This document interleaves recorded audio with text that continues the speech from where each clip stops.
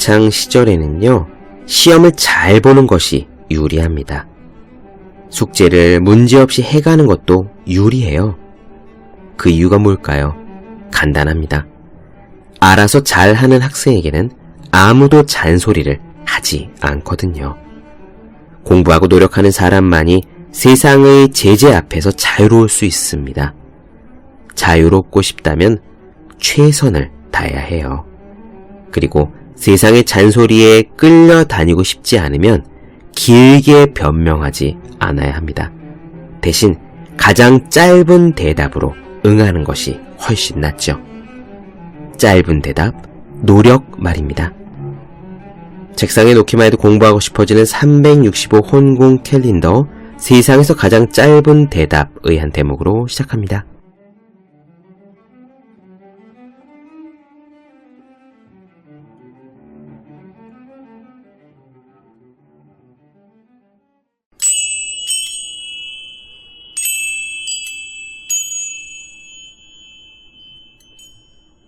네, 안녕하세요. 본격 공부작업 팟캐스트 서울대는 어떻게 공부하는가, 한지우입니다. 우리는 지금 에리 프롬 사랑의 기술 보고 있습니다. 지금까지 프롬은 여러 가지 대상에 따른 서로 다른 사랑의 형태들을 살펴보았어요. 그리고 진정한 사랑은 성숙한 사랑이며, 사랑은 일종의 태도이자 능력이기 때문에 성숙한 인격을 가진 사람만이 성숙한 사랑을 할 수 있다고 했죠. 오늘은 여러 가지 잘못된 사랑의 형태 중에서 특히 부모로부터 미성숙한 관계를 맺은 사람이 사랑에 있어서 어떤 미성숙한 모습을 보일 수 있는지, 그런 사랑은 어떤 고통스러운 결말에 닿을 수 있는지 몇 가지 사례를 말씀드리겠습니다. 우리는 흔히들 말하길 왜 금수저, 은수저라고 하잖아요. 재력과 배경이 있는 집에서 태어나야 좋은 집안에서 났다라고 이야기하고, 그렇지 못한 자신의 처지를 한탄하곤 합니다.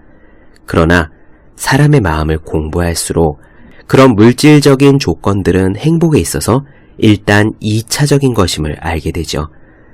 단지 화목한 가정에서 부모님이 온전히 사랑해 주시는 가운데 태어나고 성장해 왔기만 하더라도 그게 어마어마한 복임을 깨달아야 합니다. 성숙한 마음, 성숙한 사랑을 할 수 있는 심리 상태를 가진 것만 해도 사랑이라는 가장 소중한 경험을 할 수 있는 굉장한 능력을 갖고 있는 것이기 때문이죠. 그럼 오늘의 이야기 시작하겠습니다.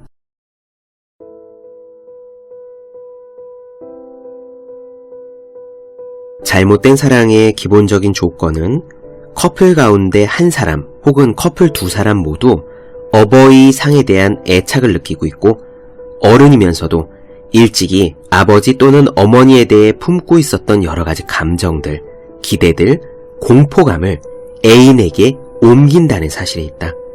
이러한 사람들은 유아적인 상태에서 결코 벗어나지 못했고, 어른으로서의 애정적 욕구에 있어도 이런 유아적 유형을 추구하고 있다. 이러한 경우 이 사람은 지능적, 사회적으로는 자신의 어른 수준에 도달해 있지만 애정에 있어서는 어린아이로 남아있는 것이다. 더 심각해지면 이런 감정적인 미성숙은 사회적 생활을 못하게 한다. 그보다 덜 심각한 경우에만 사회적으로 문제가 없더라도 이러한 갈등이 친밀한 개인적 인간관계 분야에서만 나타나는 것이다. 정서적인 발달 단계가 어머니에 대한 유아적 애착을 벗어나지 못한 남자들을 한번 살펴보자. 이러한 남자들은 말하자면 아직도 어머니 젖에 매달려 있는 사람들이다. 이러한 남자들은 아직도 어린아이 같은 감정을 갖고 있다. 그들은 어머니의 보호, 사랑, 따뜻한 배려, 칭찬을 바란다. 그들은 어머니의 무조건적인 사랑을 필요로 하고 아무런 이유 없이도 베풀어지는 사랑을 원한다. 이런 남자들이 그들을 사랑하도록 여자를 유인하려고 마음먹었을 때 사실 이런 남자들은 꽤나 정답고 매력적이긴 하다. 그러나 그들의 여자에 대한 관계는 다들 표면적이며 본질적으로는 매우 무책임하다. 그들의 목적은 단지 사랑받는 것이지 남을 사랑하는 것이 아니기 때문이다. 이런 유형의 남자들에게는 보통 꽤나 상당한 허영심이 있다. 이들이 자신에게 알맞은 여자를 만난다면 그들은 안정감을 느끼고 의기양양하고 매력을 발휘할 수 있을 것이다. 그런데 이것이 바로 이런 남자들이 대체로 기만적인 이유다. 얼마 지나지 않아 여자가 계속해서 남자들의 환상적인 기대에 따라 살지 않으면 그들에게는 곧 갈등과 분노가 생기기 시작한다. 다시 말해 여자가 한결같이 남자를 찬양하지 않으면, 여자가 여자 나름대로의 생활을 주장하면, 여자가 이제 자신도 좀 사랑받기를 원하면 남자는 깊은 상처를 받고 실망감을 느낀다. 마치 귀여운 자식을 한없이 사랑하는 어머니의 태도가 여자에게서 조금이라도 결여되면 그것은 사랑이 없다는 증거로 간주되는 것이다. 이러한 남자들은 보통 그들의 사랑을 순수한 사랑으로 착각하며, 따라서 여자들이 이렇게 나섰을 때 매우 부당한 대우를 받고 있다고 생각한다.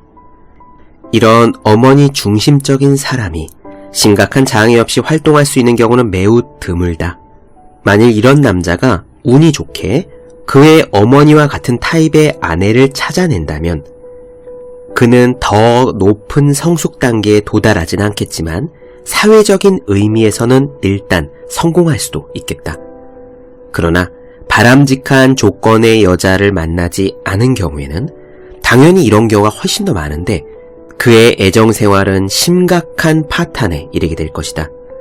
이런 유형의 남자를 외로운 상태에 놓아두면 여러 가지 갈등이 일어나고 자주 심각한 불안과 우울증에 빠진다. 이러한 증상이 더 심각해지면 어머니에 대한 집착이 더욱 깊어진다. 이러한 차원에서는 상징적으로 말하자면 어머니의 모든 것을 받아들이는 자궁 속으로 숨어버리고 싶은 소망마저 갖게 된다. 정상적인 정신의 본질이라는 것이 맨 처음 자궁에서 출발해 세상 속으로 나와 성장하는 것이라면 심각한 정신적 질환의 본질은 자궁에 이끌려 자궁 속으로 돌아가는 것이다. 이것은 자신의 사회생활로부터 제외되고 숨어버리는 것을 말한다. 이런 종류의 집착은 흔히 이와 같이 삼켜버리고 파괴하는 방식으로 자식들에게 요구하는 어머니와의 관계에서 일어난다. 때로는 사랑이라는 구실로, 때로는 의무라는 구실로 이런 어머니들은 자신의 자식을 자기 자신 안에 묶어두려고 한다. 어머니의 이러한 파괴적이고 흡입하는 측면은 어머니상의 부정적인 측면이다. 어머니는 생명을 줄 수도 있지만 빼앗을 수도 있기 때문이다. 어머니는 소생시키는 자이고 또한 멸망시키는 자이다. 어머니는 사랑의 기적을 일으킬 수도 있지만 깊은 상처를 줄 수도 있다. 이런 잘못된 사랑의 다른 형태는 주로 아버지에게 애착을 느끼는 경우에서도 발견할 수 있다. 좋은 예로 아버지가 모든 애정과 관심을 자식에게 쏟는 경우를 들 수 있다. 그는 좋은 아버지이긴 하지만 동시에 권위적인 아버지다. 자식의 행동에 만족할 때에는 언제나 자식을 칭찬하고 선물을 준다. 그러나 자식에게 불만을 느낄 때는 언제나 꾸짖는다. 자식은 아버지의 애정이 유일한 애정이므로 노예적인 스타일로 아버지에게 집착한다. 그 자식은 생활의 주요 목표가 자신의 아버지를 기쁘게 만드는 것이다. 그러나 잘못을 저지르거나 실패하거나 아버지를 기쁘게 하지 못했을 때 그 자식은 기운을 잃고 사랑받지 못하고 버림받는다. 어른이 된 다음에도 이런 자식은 아버지와 마찬가지 방식으로 자신이 애착을 느끼는 사람에게서 아버지의 모습을 찾아내려고 한다.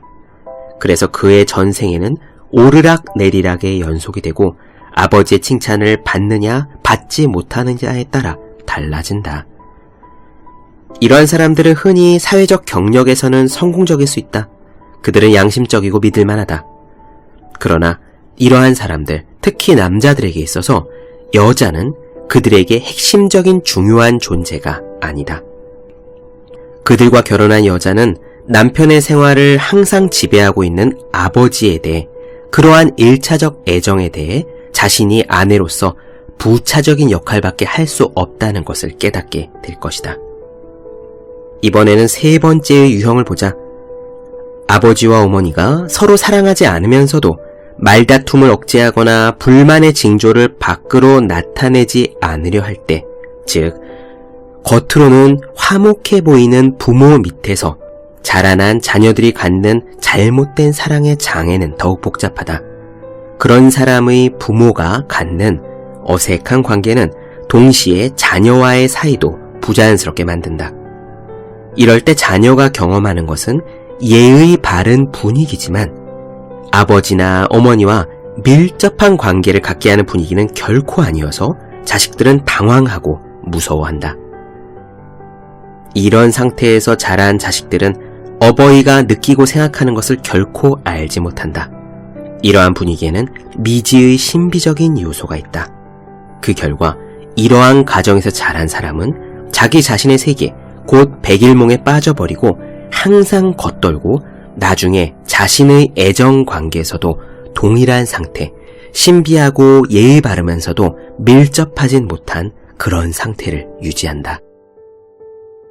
더 나아가 이와 같이 움츠리면 강렬한 불안, 다시 말해 세상에 굳게 뿌리 내리지 못하고 있다는 감정이 생기고 강렬한 흥분을 경험하는 유일한 방법으로서 흔히 피학대 음란증적 경향을 갖게 된다. 대개 이러한 경우가 여자라면 그녀의 남편으로 하여금 야단치고 소리 지르게 만들기를 좋아하고 남편이 정상적으로 예의 바르게 행동하는 것을 좋아하지 않는다. 남편이 야단치고 소리 지르면 적어도 긴장이라는 무거운 짐에서 생기는 공포는 없앨 수 있기 때문이다. 예의 바르지만 긴장 관계라는 괴로운 상태를 없애려고 무의식적으로 이렇게 시끄러운 싸움의 상태를 유발하는 경우도 드물지 않다. 차라리 소리내어 싸우는 것이 그들에게는 마음이 편한 것이다.